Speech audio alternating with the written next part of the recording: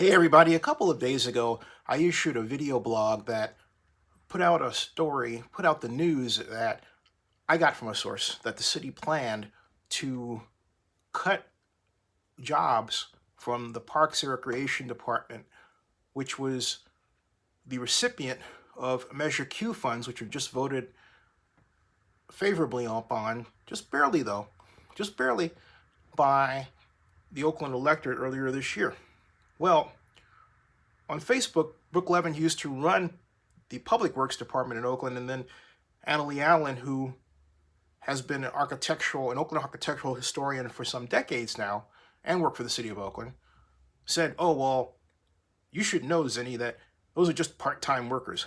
Look, I don't care whether they're part-time workers or full-time workers or what specific department they are in under the rubric of Parks and Recreation. I don't want people to lose their jobs. And so the point of my post, based on the information video blog that I was told, was rather than cutting any jobs whatsoever, cut the reserves in the budget and cut salaries. So let me be more specific.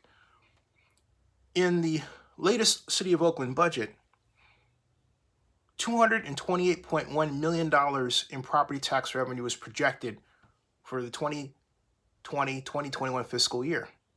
So let's assume that the City of Oakland does not collect property taxes for 3 months, the next 3 months, and says we're going to forgive property tax collection that would be equal to that 3-month period, on the anticipation that it's going to take us 3 months to get out of this situation from a fiscal standpoint with respect to the city of Oakland. After 3 months, of course, we'll have to revisit things if that's not the case. That would equal a reduction of $19 million a month if you divide it by 12, roughly, or $57 million in lost revenue from property taxes, okay? If the city of Oakland reduces its total payout and salaries by 25% on a period of the same 3-month area, that will realize a savings of $82 million. My simple proposal, you would be able to weather the storm of not collecting property taxes, as Governor Newsom has brought out as an edict, because people are going to be losing their jobs, and still provide services to the city.